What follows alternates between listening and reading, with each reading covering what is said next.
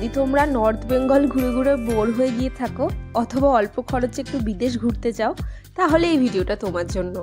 Hello সবাইকে, welcome back to another blog of my channel. এটা actually একটা tour blog. তো আজকে তোমাদের সাথে নেপালে ঘোরার একটা ছোট জায়গা শেয়ার করব, যেখানে তোমরা একদিন বা দুদিন এক রাত কাটিয়ে খুব ভালোভাবে ঘুরে নিতে পারো। তো ভিডিওটা শুরু করেছিলাম আমি মিরিকের হোটেল থেকে। মিরিক থেকে আমরা নেপালের উদ্দেশ্যে যাত্রা করব।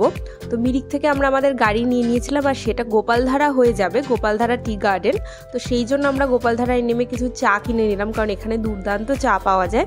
আর তোমরা যারা আমার ভিডিও প্রথম দেখছো তাদের বলে রাখি, আমার চ্যানেলে মিরিকের অনেক ভিডিও দেওয়া আছে, সেগুলো আমি ডেসক্রিপশনে মেনশন করে দেবো, তোমরা চেক করে নিতে পারো। তো মিরিক হয়ে আমরা নেপালে প্রবেশ করলাম। এখানে আমরা দুটো জায়গা ঘুরবো। একটা হলো প্রথমে কান্যাম। ইলাম নামে একটা নেপালের রাজ্য আছে, ইস্ট নেপাল এটা পড়ছে। তো সেখানেই প্রথমে আমরা কান্যাম ঘুরবো। কান্যাম ঘোরার পরে আমরা যাব শ্রীঅন্তুতে, সেখানেই একটা রাত থাকবো। তো সেটাই ডিটেলে তোমাদের সাথে শেয়ার করছি একটা ছোট্ট ভিডিওর মাধ্যমে, যাতে ভিডিওটা তোমাদের কাছে বেশি লেন্দি আর বোরিং না হয়ে যায়। তো এখন আমরা কান্যামের পথে রয়েছে, আর দেখতেই পাচ্ছ অলরেডি নেপাল কি সুন্দর। এত সুন্দর এক্সপেক্ট করিনি, জানো তো, এত ভালো লাগছিল। তো আমরা এখন অলরেডি কান্যামে প্রবেশ করে গেছি। তো কান্যামে একটা নতুন বুদ্ধ টেম্পল তৈরি হচ্ছে, যেটা আন্ডার কনস্ট্রাকশন বলে সেটাতে আমরা আর ভিজিট করতে যাইনি। আমরা সোজা যাচ্ছি স্কাইওয়াকে। কান্যামের এটাই মেন আকর্ষণ। তো স্কাইওয়াকের দিকে আমরা যাচ্ছি, আর দেখো অলরেডি ভিউটা কি সুন্দর। মানে কান্যাম যাওয়ার রাস্তাটাই এতটা সুন্দর যে তোমাদের আর কোনো পয়েন্টে যেতে হবে না, রাস্তাটাই এত ভালো লাগবে। তো এটা হচ্ছে স্কাইওয়াকের টিকিট কাউন্টার। এটা গভর্নমেন্টের নয়, প্রাইভেটের, একটা প্রাইভেট অথরাইজড অর্গানাইজেশন যারা স্কাইওয়াক করায়, তোমাদের এক্সপিরিয়েন্স করতে সাহায্য করে এই সুন্দর ব্যাপারটা।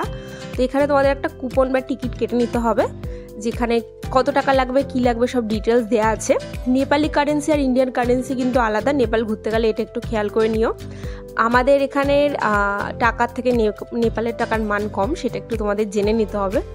তো সেখানে গিয়ে তারপর কুপনটা কেটে নেবে। আর এটা আমি স্কাইওয়াকের উপরই নাচানাচি করছি, অনেকটাই উঁচুতে, আর উপর থেকে পুরো ভিউটা দেখা যায় বলে আরও সুন্দর লাগছিল।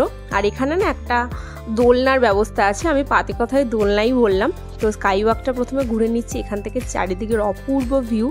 একটু হালকা ফগি হয়ে গেছিলো, যদিও সকাল থেকে ওয়েদার ভালো ছিল, বাট এই টাইমে নয়তো আরও ভালো ভিউ পেতাম। আর তারপর হচ্ছে এই দোলনাটা, এটার এক্সপিরিয়েন্স জাস্ট অসাধারণ। তোমরা যারা একটু এক্সাইটেড জিনিসপত্র পছন্দ করো, মানে এক্সাইটমেন্ট, তাদের এটা দুর্দান্ত লাগবে, কারণ বডিটা না পুরো বাইরে বেরিয়ে যাচ্ছিলো। মানে দোলনাটার সিস্টেমটাই এরকমভাবে করা, আর আমার যা দুর্দান্ত লাগছিল। রাহুল বেশিক্ষণ চড়েনি, বাট আমি অনেকক্ষণ চড়েছিলাম। মানে ওদের টাইম থাকে 10-15 মিনিট, এরকম একটা লিমিটে, আমি তার বেশিই করে নিয়েছিলাম। আমি বলেছিলাম নামবো না। তারপরে রাহুল বাধ্য হলো আমাকে বলতে যে নেমে যাও, অনেকক্ষণ হয়ে গেছে, অন্য জায়গাতে যেতে হবে। তাই নেমে পড়লাম। আর রাহুলের ভিডিওটা আমি খুব একটা ভালো করে করতে পারিনি, ও আমার ভিডিওটা বেশি ভালো করেছিল। ও অ্যাকচুয়ালি ভিডিওগ্রাফিতে এক্সপার্ট, আমি অতটা নই। তো এই আমাদের কান্যাম ঘোরা হলো। কান্যামে এটুকুই ঘুরেছি, আর তাছাড়া সাইট সিইং করেছি। একটা জায়গায় আই লাভ কান্যাম লেখা ছিল, তো সেখানে আর হ্যাঁ, তোমাদের একটা জিনিস শেয়ার করি। উপর থেকে স্কাইওয়াক থেকে দেখো মেঘ আর মেঘের ছায়া আর ভ্যালিটা কত ভালো লাগছে, তাই ভিডিওটা ভাবলাম মিডিলে এখানে একটু শেয়ার করে দিই। তো তারপরে আমরা এখানে ওই আই লাভ কান্যাম লেখা একটা জায়গা আছে, এটা মেন ভিউ পয়েন্ট। তো এখান থেকে আমরা দাঁড়িয়ে অনেক ছবি তোলার চেষ্টা করি, বাট ক্লিয়ার পাচ্ছিলামই না, কারণ এখানে দেখো মানুষের প্রচণ্ড ভিড়, আর আশেপাশে ছোট ছোট টি গার্ডেন। তো কান্যাম থেকে বেরিয়ে আমরা পৌঁছে গেলাম শ্রীঅন্তুতে। এটা আমাদের রিসর্ট। তোমরা যদি ডিটেলস জানতে চাও আমাকে কমেন্ট করো, আমি এখানে জানিয়ে দেবো, অথবা ফেসবুক বা ইনস্টাতে আমাকে ডিএমও করতে পারো, লিঙ্ক ডেসক্রিপশনে আছে, তোমাদের সব ডিটেলস দিয়ে দেবো। এটা আমাদের রুম ছিল। এখানে রুম ট্যারিফ আলাদা, আর খাওয়া দাওয়ার টাকাটা আলাদা নেয়, মানে পার হেড হিসাবে নয়। তো রুম ট্যারিফ নিয়েছিল নেপালি কারেন্সিতে 2500 টাকা। তোমরা ইন্ডিয়ান কারেন্সি দিয়ে ক্যালকুলেটারে ক্যালকুলেট করে নিও, ওই 1600 টাকার আশেপাশে। 1600 টাকা পুরো নয়, 1500 টাকার একটু বেশি হবে হয়তো। তারপর আমরা লাঞ্চ করতে চলে গেলাম। এখানে এসে আর দেখো কি সুন্দর আমাদের রিসর্টের সামনে দিয়ে পুরো ভ্যালিটা দেখা যায়। লাঞ্চ করার জায়গাটা ছিল এরকম একটা রেস্তোরাঁ বানানো আর কি। এটা আমাদের মানে রিসর্ট বলো বা হোমস্টে বলো, তার রেস্তোরাঁ। আর এখানে আমরা ভেজ খেয়েছিলাম দুপুরবেলা। তো খুব দুর্দান্ত লাগছিল এই মানে এক্সপিরিয়েন্সটা। আর শ্রীঅন্তুতে এসে থাকার মেন কারণ হচ্ছে যেহেতু ভালো কাঞ্চনজঙ্ঘার ভিউ পাওয়া যায়। শ্রীঅন্তুতে যেখানটায় আমরা ছিলাম সেটা পুরো 0 পয়েন্টের কাছে, মানে শ্রীঅন্তুতে একটা 0 পয়েন্ট আছে যেখান থেকে সানরাইজ দেখা যায় খুব ভালো, টাইগার হিলের যেরকম দেখা যায় দার্জিলিংয়ে সেরকমই বিখ্যাত। তো সেই কারণেই তো রাত্রিবেলা কটেজের ভিউটা আর চারপাশটা তোমাদের সাথে একটু শেয়ার করলাম। খুব ফাঁকা ফাঁকা ছিল, আমরা দুজন ছিলাম আর বাকি ঘরেও লোকজন ছিল, বাট সবাই সবার মতোই ব্যস্ত ছিল। বাট এখানে অনেক কিছু ছিল বলে মন কেটে গেছে, যেমন মানে সময় কেটে গেছে, মনও ভালো লেগেছে, কারণ এখানে বনফায়ারের ব্যবস্থা ছিল, বারবিকিউর ব্যবস্থা ছিল। তো জমিয়ে এনজয় করেছি সন্ধ্যাটা মানে খুব ভালো কেটেছে আমাদের। আর রাত্রিবেলা ওদের ওখানে বলে দিলেই ওরাই সেভাবে বানিয়ে দেয়।